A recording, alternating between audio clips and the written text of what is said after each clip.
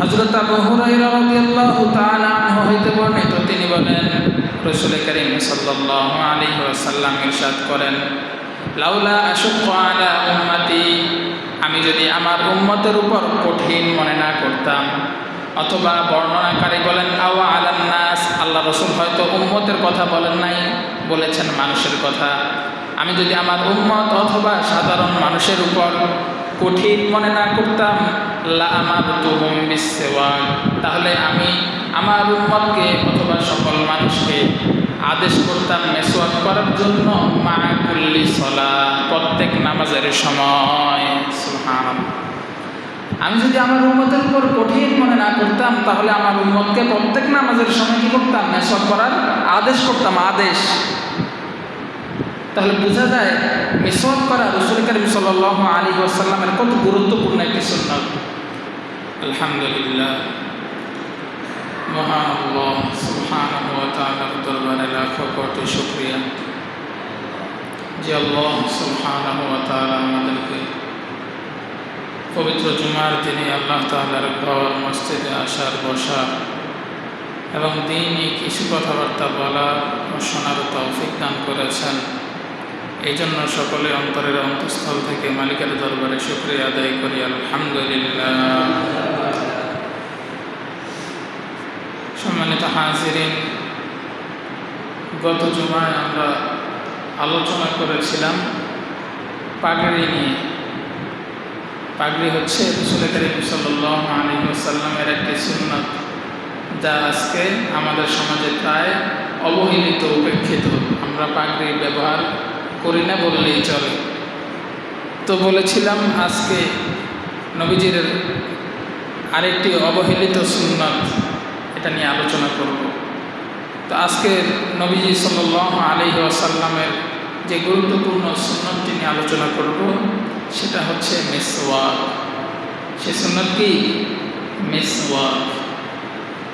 সম্মানিত হাজিরিন, আল্লাহ রাসূল সাল্লাল্লাহু আলাইহি ওয়াসাল্লাম এই মিসওয়াকের ব্যাপারে বলেন যে আমাকে মিসওয়াক সম্পর্কে আদেশ করা হয়েছে। আল্লাহ তাআলা আমাকে মিসওয়াক সম্পর্কে কি করেছেন? আদেশ করেছেন।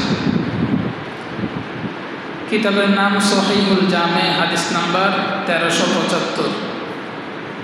عن أنس رضي الله تعالى عنه قال قال رسول الله صلى الله عليه وسلم أمرت بالسواك حتى خشيت أن أدرد أو كما قال عليه الصلاة والسلام।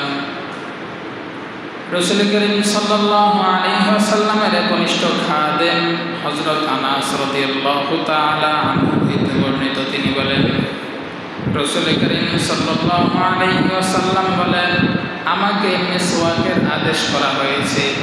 এত বেশি পরিমাণে আদেশ করা হয়েছে, হাত্তা খশিতু, এক পর্যায়ে আমি আশঙ্কা করলাম, আমার ভয় হলো, আন আদরাদা, আমার দাঁতগুলো ঝরে পড়ে যাবে।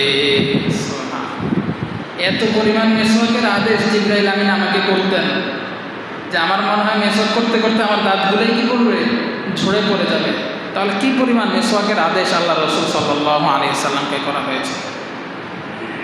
আরেকটা হাদিস, একই কিতাবের হাদিস, এর পরবর্তী হাদিস, হাদিস নাম্বার 1376।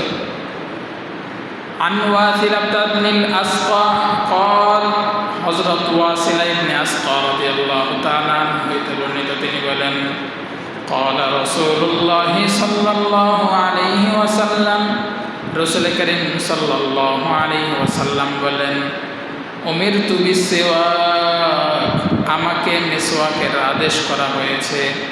হাত্তা খশিতু আন ইউতাবা আলাইয়া, এত পরিমাণ মিসওয়াকের আদেশ করা হয়েছে, আমি আশঙ্কা করলাম হয়তো মিসওয়াক করা আমার উপর ফরজ করে দেওয়া হবে।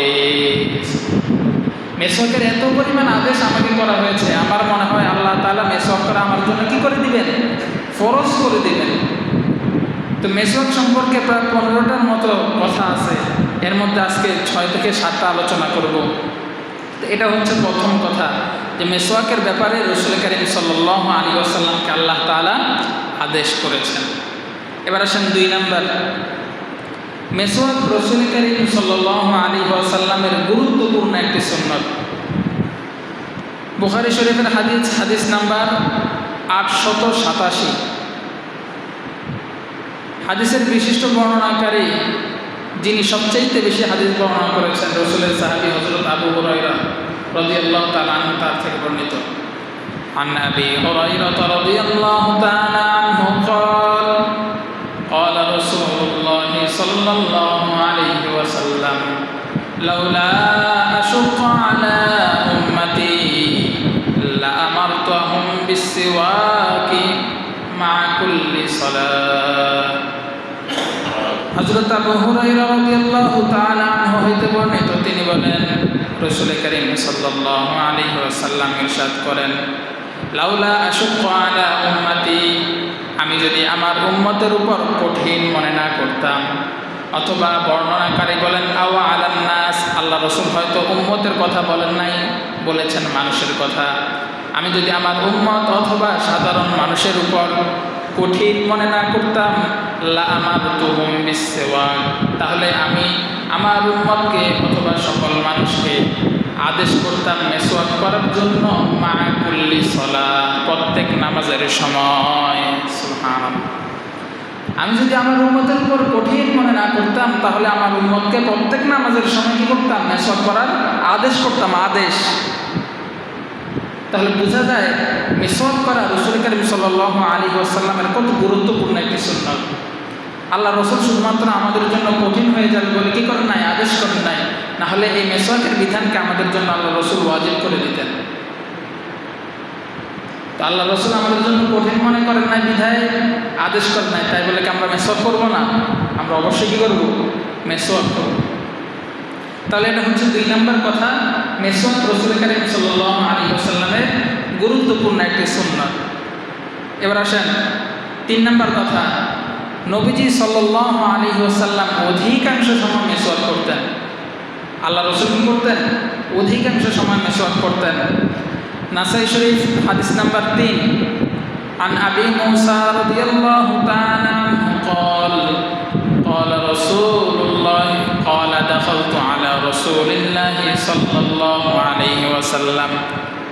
আল্লাহ রাসূল সাল্লাল্লাহু আলাইহি ওয়াসাল্লামের সাহাবী হযরত আবু মুসা রাদিয়াল্লাহু তাআলা আনহু হইতে বর্ণিত, তিনি বলেন, দাখালতু আলা রাসূলিল্লাহি সাল্লাল্লাহু আলাইহি ওয়াসাল্লাম, আমি রাসূল করিম সাল্লাল্লাহু আলাইহি ওয়াসাল্লামের নিকট প্রবেশ করলাম, রাসূল করিম সাল্লাল্লাহু আলাইহি ওয়াসাল্লামের নিকট গেলাম, ওয়া হুয়া ইয়াস্তান্নু, এমন তো অবস্থায় রাসূল করিম সাল্লাল্লাহু আলাইহি ওয়াসাল্লাম মেসওয়াক করতেছিলেন।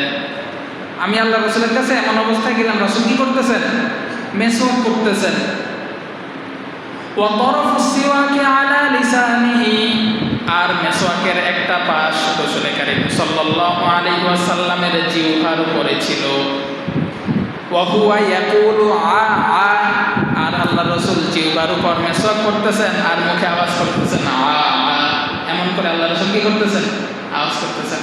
আমরা যখন দাঁত পরিষ্কার করি, বিশেষ করে যখন জিহ্বা পরিষ্কার করি, তখন একটা আওয়াজ আসে না এরকম? কারণ জিহ্বা হচ্ছে একটা সেন্সিটিভ একটা বিশেষ জায়গা, এটার মধ্যে হাত দিলে কেমন জানি বমি বমি ভাব হয়, ওই বমি ভাবের থেকে এরকম আওয়াজটা মূলত আসে, অথবা এটা পরিষ্কার করতে এরকম আওয়াজ আসাটা এটা স্বাভাবিক একটা বিষয়।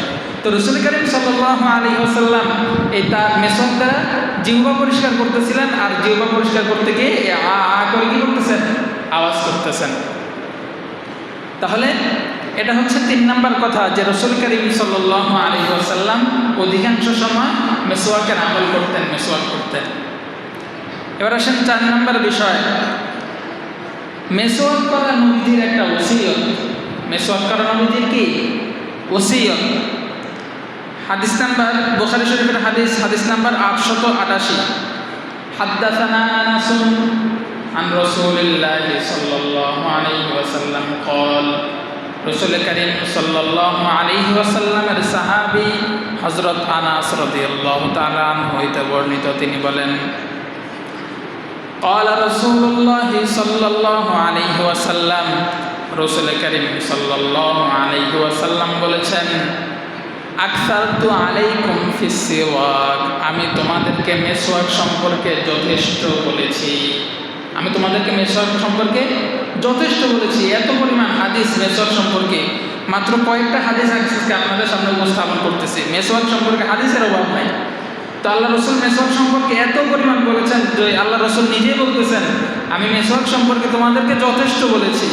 এটাই হচ্ছে আমার আদেশ, এটাই হচ্ছে তোমাদের প্রতি আমার ওসিয়ত যে তোমরা বেশি বেশি কী করবা? মেসওয়াক করবা। তাহলে এটা হচ্ছে মেসওয়াক সম্পর্কে 4 নাম্বার কথা। মেসওয়াক করা রাসূল কারীম সাল্লাল্লাহু আলাইহি ওয়াসাল্লামের ওসিয়ত। এবার আসেন 5 নাম্বার, মেসওয়াক করা এটা মুসলমানের হক। মেসওয়াক করা কি? মুসলমানের হক। রাসূল কারীম সাল্লাল্লাহু আলাইহি ওয়াসাল্লাম বলেন, হাক্কুল মুসলিমি সালাসা, মুসলমানের হক হচ্ছে 3টা। হক শব্দের দ্বারা উদ্দেশ্য কখনো কখনো হক দ্বারা উদ্দেশ্য পাওনা। হক দ্বারা উদ্দেশ্য কি? পাওনা। একজন মুসলমান আরেকজন মুসলমানের কাছে কি পাওনা থাকবে, এক্ষেত্রে আমরা হক শব্দের ব্যবহার করি। তো এখানে হক শব্দের দ্বারা উদ্দেশ্য হচ্ছে দায়িত্ব, কর্তব্য। এখানে হক শব্দের দ্বারা উদ্দেশ্য কি? দায়িত্ব এবং কর্তব্য। যে একজন মুসলমানের দায়িত্ব এবং কর্তব্য কি? আল্লাহ রাসূল সাল্লাল্লাহু আলাইহি ওয়াসাল্লাম এই হাদিসের মধ্যে একজন মুসলমান 3টা দায়িত্বের কথা বলেছেন। কয়টা দায়িত্বের কথা? 3টা। হাক্কুল মুসলিমি, মুসলমানের দায়িত্ব হচ্ছে আসওয়াক। মুসলমানের প্রথম দায়িত্বই হচ্ছে মেসওয়াক করা। মুসলমানের প্রথম দায়িত্ব কি? মেসওয়াক করা। কত গুরুত্বপূর্ণ একটা বিষয়। 2 নাম্বার, ওয়া গুসলু ইয়াউমিল জুমআ, জুমার দিনে গোসল করা। জুমার দিনে গোসল করা এটাও একজন মুসলমানের কি? দায়িত্ব। দেখবেন একজন মুসলমানের জন্য সপ্তাহে অন্তত 1 দিন, আর সেটা হচ্ছে জুমার দিন গোসল করা, এটা খুবই জরুরি, সুন্নত, গুরুত্বপূর্ণ একটা সুন্নত। আমরা তো প্রতিদিনই গোসল করি, কিন্তু আরবরা কিন্তু অত বেশি গোসল করতো না। আরবরা কি করতো না? অত বেশি গোসল করতো না। তো আল্লাহ রাসূল সাল্লাল্লাহু আলাইহি ওয়াসাল্লাম তাদেরকে বলতেন যে সপ্তাহে অন্তত 1 দিন জুমার দিন কি করবা? গোসল করবা। কারণ জুমার দিন যখন নামাজ পড়তে আসবা, এখন না ডিজিটাল যুগ, সব কিছু উন্নত ব্যবস্থাপনা, সুন্দর মসজিদ, অবকাঠামো সুন্দর, উপরে ফ্যান আছে, অনেক জায়গায় মসজিদের মধ্যে এসি আছে, কোনো গরম নাই। কিন্তু আগের মসজিদগুলো কি এমন ছিল?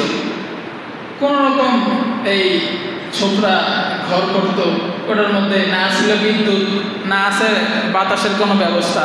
তো একসাথে যখন অনেক মানুষ জুমার দিন একত্রিত হতো, তখন সবার শরীর থেকে কি ঘাম ঝরতো, ঘাম ঝরার কারণে গন্ধ বের হতো।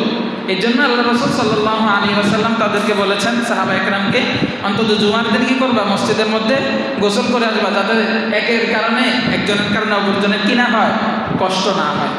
তো গুসলু ইয়াউমিল জুমআ, জুমার দিন গোসল করা এটা সুন্নতের অন্তর্ভুক্ত। কেউ যদি অলসতা করে এই সুন্নতটা পালন না করে, তাহলে আমরা সুন্নতের আমল থেকে বঞ্চিত হলাম, একটা সুন্নত আমল থেকে বঞ্চিত হলাম। জুমার দিন আমরা অবশ্যই কী করবো? গোসল করে মসজিদে আসবো।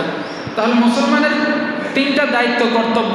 1 নাম্বার হচ্ছে মিসওয়াক করা, 2 নাম্বার হচ্ছে জুমার দিন গোসল করা, 3 নাম্বার ওয়া আইয়ামাসসা মিন তিবি আহলিহি ইন কানা, যদি নিজের কাছে থাকে তাহলে সুগন্ধি ব্যবহার করা। নিজের কাছে থাকলে কি করা? সুগন্ধি ব্যবহার করা। এটাও আল্লাহ রাসূলের অনেক সুন্নাহ, অনেক গুরুত্বপূর্ণ একটা সুন্নাহ, এটা সুগন্ধি ব্যবহার করা। আল্লাহ রাসূল যে তার কাছ থেকে, তার শরীর থেকে অন্য মানুষ গন্ধ পাবে, এটা কখনো আল্লাহ রাসূল কি করতেন না? বরদাস্ত করতে পারতেন না। এই জন্য আল্লাহ রাসূল বেশি বেশি সুগন্ধি ব্যবহার করতেন এবং সুগন্ধি ব্যবহার করাকে তিনি অত্যন্ত পছন্দ করতেন। তো আমাদের উচিত, আমরা যেখানে যাই, মসজিদে আসি, বাজারে যাই, যেখানে যাই না কেন, সবসময় বেশি বেশি সুগন্ধি ব্যবহারের কি করা? অভ্যাস গড়ে তোলা। এটা হচ্ছে আল্লাহ রাসূলের কি? সুন্নাহ। তাহলে একজন মুসলমানের দায়িত্ব আমরা পেলাম হাদিস থেকে 3টা। 1 নম্বরে মিসওয়াক করা, 2 নম্বরে হচ্ছে জুমার দিনে গোসল করা, 3 নম্বরে নিজের কাছে থাকলে কি করা? সুগন্ধি ব্যবহার করা। তো এটা হচ্ছে মিসওয়াক নিয়ে 5 নম্বর কথা, যে মুসলমানের দায়িত্ব বা কর্তব্য হচ্ছে মিসওয়াক করা। এবার আসেন মিসওয়াক নিয়ে 6 নম্বর কথা। আল্লাহ রাসূল সাল্লাল্লাহু আলাইহি ওয়াসাল্লামের স্ত্রী আম্মা জান আয়েশা রাদিয়াল্লাহু তাআলা আনহা থেকে বর্ণিত, আন আয়েশা রাদিয়াল্লাহু তাআলা আনহা قالت قال رسول الله صلى الله عليه وسلم আশরাতুম মিনাল ফিতরা قص الشارب وقص الأظفار وغسل البراجم وإعفاء اللحية والسواك والاستنشاق ونطف الإبط وحلق العانة وانتقاص الماء قال مصعب ونسيت العاشرة إلا أن تكون المضمضة أو كما قال عليه الصلاة والسلام নাসাই শরীফের 5040 নম্বর হাদিস। আল্লাহ রাসূল সাল্লাল্লাহু আলাইহি ওয়াসাল্লামের স্ত্রী আম্মা জান আয়েশা রাদিয়াল্লাহু তাআলা আনহা থেকে বর্ণিত, তিনি বলেন রাসূল কারীম সাল্লাল্লাহু আলাইহি ওয়াসাল্লাম বলেছেন, আশরাতুম মিনাল ফিতরা, 10টি বিষয় মানুষের ফিতরতের অন্তর্ভুক্ত, মানুষের স্বভাবের অন্তর্ভুক্ত। 10টা জিনিস এটা মানুষের স্বভাবের কি অন্তর্ভুক্ত। এখানে কিন্তু কোনো মুসলমানের কথা বলা হয় নাই। মানুষ, দুনিয়া যত ধরনের মানুষ আছে, যেই ধর্মবর্ণের মানুষ আছে, সবার এই ফিতরতের মধ্যে, স্বভাবের মধ্যে এই 10টা জিনিস রয়েছে। বুঝাইতে পারলাম? এটা শুধু মুসলমানদের সাথে কাজ না, এই 10টা অভ্যাস সাধারণ অন্যান্য ধর্মের মানুষের মধ্যেও কি আছে। কি সেই 10টা অভ্যাস? আল্লাহ রাসূল সাল্লাল্লাহু আলাইহি ওয়াসাল্লাম বলেন, কসুস শারিব, মোচ খাটো করা। মোচ কি করা? খাটো করা। এটা সকল মানুষের ফিতরাতের মধ্যে রয়েছে, সকল মানুষের অভ্যাস এটা। মানুষ মোচ কি করে না? লম্বা রাখে না, মোচ খাটো করে রাখে। কিন্তু বর্তমানে কিছু কিছু মাজারের মধ্যে খবিশ পাওয়া যায়, এটি মোচগুলারে কি করে? অনেক বড় বড় করে রাখে। আসলে এরকম কিছু খাচ্চর খবিশ কিছু মাজারের মধ্যে পাওয়া যায়, আরও কিছু আছে কিছু সাধু, এগুলা মোচ খাটো করে রাখে। তাহলে বোঝা গেছে এগুলো মানুষের অন্তর্ভুক্ত না। সাধারণ মানুষের যে অভ্যাসগত বিষয় মোচ খাটো করে রাখা, এই সাধারণ মানুষের কাতারও পড়ে না। তাহলে সাধারণ মানুষের অভ্যাস হচ্ছে মোচ খাটো করা। 2 নাম্বার, কসুল আজফার, নখ কাটা। নখ কাটা এটাও সাধারণ মানুষের কি অন্তর্ভুক্ত, ফিতরাতের অন্তর্ভুক্ত, অভ্যাসের অন্তর্ভুক্ত। এমনকি যে শুধু মুসলমানরাই নখ কাটে, অন্য কোনো ধর্মের মানুষ নখ কাটে না। এটা কি হয়? হয় না। মুসলমানরাও নখ কাটে, হিন্দু ধর্মের যারা আছে, যারা কোনো ধর্ম মানে না, তারাও কি করে? নখ কাটে। তাহলে এটা এমন একটা বিষয়, এটা মানুষের, যে নিজেকে মানুষ বলে দাবি করে, যে মানুষ হিসেবে পৃথিবীতে জন্ম লাভ করেছে, এটা তার স্বভাবের অন্তর্ভুক্ত যে সে মোচ খাটো করবে এবং তার নিজের কি করবে? নখ কাটবে। এটা হচ্ছে 2 নম্বর বিষয়। 3 নম্বর হচ্ছে গসুল বারাজিমি, অঙ্গ প্রত্যঙ্গ ধৌত করা। হাত, মুখ, পা, এগুলা কি করা? ধৌত করা। এটা সকল মানুষেরই স্বভাবের অন্তর্ভুক্ত। যেমন দেখেন, আমরা যে কোনো জায়গা থেকে কথা এক জায়গা থেকে সফর করে আসলাম, আমরা কি করি? ঘরে ঢুকে সোজা হয়তো শুয়ে পড়ি, নাকি খানা খাওয়া শুরু করে দিই, এরকম করি না? কি করি? যাক, সফর করে আসছি, শরীরটা একটু ক্লান্ত, একটু হাত মুখটা ধুই। আগে কি করি? হাত মুখ ধুয়ে ফ্রেশ হয়ে এরপরে খাবার গ্রহণ করি অথবা বিশ্রাম করি। এরপরে আমরা কোনো কঠিন কাজ করলাম, একটু কষ্টসাধ্য কাজ করার পর এখন হয়তো আমরা রেস্ট করবো অথবা অন্য কোনো কাজ করব। আমরা কি করি? কাজ করার পর যে অনেক লাগতেছে, ক্লান্ত লাগতেছে, ক্লান্তিটা দূর হবে কি করলে? একটু হাত মুখটা কি ধৌত করি। এরকম যে কোনো কাজ। এরপর বলবান যখন খেলাধুলা করার পর সর্বপ্রথম যে কাজটা করে, ওই কাজটা কি? হাত মুখটা এসে কি করে? ধৌত করে। এটা শুধু মুসলমানদের অভ্যাস না, এটা সকল মানুষের অভ্যাস। যে কোনো কাজ করার পর মানুষ কি করে? তার অঙ্গ প্রত্যঙ্গগুলা, বিশেষ করে হাত, মুখ, পা, এগুলা ধৌত করে। এটা মানুষের স্বভাবগত বিষয়। তো আল্লাহ রাসূল সাল্লাল্লাহু আলাইহি ওয়াসাল্লাম বলেন, গসলুল বারাজিমি, মানুষের অঙ্গ প্রত্যঙ্গগুলা কি করা? ধৌত করা। এটাও মানুষের স্বভাবের অন্তর্ভুক্ত। এটা মানুষ সাধারণত এমনটা করেই থাকে, এটা হিন্দু মুসলমানের কোনো বিষয় না। এটা হচ্ছে 3 নাম্বার। এরপরে 4 নাম্বার, ওয়াইফাউল লিহিয়া, দাড়ি লম্বা করা। দাড়ি লম্বা করা এটা মানুষের ফিতরতের অন্তর্ভুক্ত। কিন্তু বর্তমানে তো আমরা এমনটা দেখি না। মানুষ দাড়ি লম্বা করে, এখন শুধু মুসলমানরা দাড়ি লম্বা করে, অন্য কেউ কি করে না? দাড়ি লম্বা করে না। আবার মুসলমানদের মধ্যেও সবাই কি করে না? দাড়ি লম্বা করে না। কিন্তু পূর্বের আপনি মুসলমান ব্যতীত অন্যান্য মনীষী যারা আছে, তাদের দিকেও যদি তাকান, তাদের কি ছিল? দাড়ি লম্বা ছিল। বর্তমানে মানুষ ফ্যাশন করে দাড়ি ছেড়ে দিয়ে, দাড়ি ফেলে দিয়ে, আর আগের মানুষ ফ্যাশন করতো দাড়ি রেখে। দাড়ির মধ্যে কি করতো? দাড়ি রেখে ফ্যাশন করতো। যেমন দেখেন রবীন্দ্রনাথ ঠাকুর, সে কি মুসলমান না, হিন্দু ধর্মের একজন লোক, তার কি বড় বড় দাড়ি। এরকম আরও অনেক বিজ্ঞানী পাবেন এবং বিভিন্ন অন্যান্য ধর্মের অনেক মনীষীদেরকে পাবেন যাদের অনেক বড় বড় দাড়ি আছে। এমনকি বর্তমানেও হিন্দুদের অনেক বড় বড় ঋষি আছে, মনীষী আছে যাদের বড় বড় কি আছে, দাড়ি আছে। তো দাড়ি লম্বা করা এটা মানুষের স্বভাবগত একটা বিষয়, কিন্তু বর্তমানে মুসলমানদের সাথে যেহেতু দাড়ির বিষয়টা একটু খাস, আল্লাহ রসুল বলেছেন তোমরা দাড়িকে লম্বা করো। এই মুসলমানদের আমলের কারণে মুসলমানদের প্রতি শত্রুতাবশত মানুষ এখন কি করে, দাড়ি লম্বা রাখে না। কিন্তু পূর্বেকার জামানা থেকে দাড়ি লম্বা রাখা এটা মানুষের স্বভাবগত একটা বিষয় ছিল। সে যে কোনো ধর্ম বা বর্ণের হোক, দাড়ি লম্বা করা এটা মানুষের স্বভাব ছিল। তাহলে মানুষের স্বভাবের আরেকটা বিষয় পেলাম, দাড়ি লম্বা করা। এরপরে ওয়াসিওয়াক, এটা হচ্ছে আমাদের আলোচ্য বিষয়। মেসওয়াক করা এটাও মানুষের স্বভাবগত বিষয় ছিল। এই যে আমরা বর্তমানে দাঁত পরিষ্কার করার জন্য কি ব্যবহার করি, ব্রাশ ব্যবহার করি। এই ব্রাশের ব্যবহার কয় বছর হয়েছে, কয় বছর ধরে মানুষ ব্রাশ ব্যবহার করা শুরু করছে? আগে বেশিরভাগ মানুষ কি করতো, মেসওয়াক ব্যবহার করতো। মেসওয়াক মানে কি, গাছের ডাল ব্যবহার করা, গাছের ডাল চিবিয়ে ওটা দিয়ে কি করা, দাঁত পরিষ্কার করা। আমি বহু মুরব্বী মানুষদেরকে দেখছি যারা সকালবেলা ঘুম থেকে উঠে কি করতেন, মেসওয়াক করতেন। এখন না ব্রাশের ব্যবহার করে। এটা শুধু মুসলমানরা না, হিন্দুরা এবং অন্যান্য ধর্মের যারা আছে তারাও কি করতো, মেসওয়াক করতো। এমনকি আমি একজন হিন্দুকেও কিছুদিন পূর্বে এখনো দেখছি তার অভ্যাস এটা, আমি প্রায় সময় ওনাকে দেখি রাস্তা দিয়ে হাঁটে আর কি করে, মেসওয়াক করে, দাঁত পরিষ্কার করতেছে। তাহলে মেসওয়াক করা এটাও কিসের অন্তর্ভুক্ত, মানুষের স্বভাবের অন্তর্ভুক্ত। যেহেতু এটা মানুষের স্বভাবের অন্তর্ভুক্ত, আল্লাহ রসুল সাল্লাল্লাহু আলাইহি ওয়াসাল্লাম এটা সুন্নতরে কি করেছেন, অন্তর্ভুক্ত করে দিয়েছেন। তো সম্মানিত হাজিরিন, এই হচ্ছে 5 নম্বর বিষয়। এরপরে ওয়াল ইস্তিনশাক, নাকে পানি দেওয়া, নাক পরিষ্কার রাখা, এটাও মানুষের স্বভাবের অন্তর্ভুক্ত। এরপরে ওয়ানাতফুল ইবতি, বগলের নিচের পশম উপড়ে ফেলা, বগলের নিচের পশম উপড়ে ফেলা, এটাও সবাই উপড়ে ফেলে, সবাই এটা পরিষ্কার রাখে। দেখেন বর্তমানে আমরা কি করি, রেজার ব্যবহার করি বা অন্য কোনো মেশিন ব্যবহার করে এই পশমগুলো ফেলি। এটা করা ঠিক না, কারণ এগুলো ব্যবহার করলে এই জায়গাটা শক্ত হয়ে যায়, পশমগুলো শক্ত হয়ে যায়। কিন্তু আমরা যদি এই যে হাদিসের মধ্যে যে বলা হচ্ছে বগলের পশম উপড়ানো, হাত দিয়ে টেনে যদি উপড়ে ফেলতাম তাহলে এগুলা কি থাকতো, সফট থাকতো, এই জায়গাটা কালো হতো না, এই পশমগুলোও শক্ত হতো না। কিন্তু আমরা সহজতার কারণে কি করি, এখন রেজার ব্যবহার করবে, অন্যান্য যে যন্ত্র আছে এগুলো ব্যবহার করি। তো আল্লাহ রসুল হাদিসের কথা হচ্ছে নাতফুল ইবতি, বগলের পশম উপড়ে ফেলা, এটা সুন্নতের অন্তর্ভুক্ত, আর এটা সকল মানুষ কি করে, পরিষ্কার রাখে। এরপরে ওয়াহালকুল আনা, নাভির নিচের পশম কি করা, কামিয়ে ফেলা, ব্লেড ব্যবহার করে কি করা, কামানো, এটাও মানুষের ফিতরাত বা স্বভাবের অন্তর্ভুক্ত। এরপরে ওয়ান্তিকাসুল মা, 1 নাম্বার বা 2 নাম্বার আমরা যে ইস্তেঞ্জা করি, ইস্তেঞ্জার পর পানি ব্যবহার করা, এটাও মানুষের স্বভাবের অন্তর্ভুক্ত। কিন্তু আজকাল এই স্বভাব মানে উচ্চ শ্রেণীর যারা আছে, যারা নিজেদেরকে উচ্চ শ্রেণীর মানুষ মনে করে, এরা কি করতেছে, এটা থেকে আস্তে আস্তে বের হয়ে আসতেছে।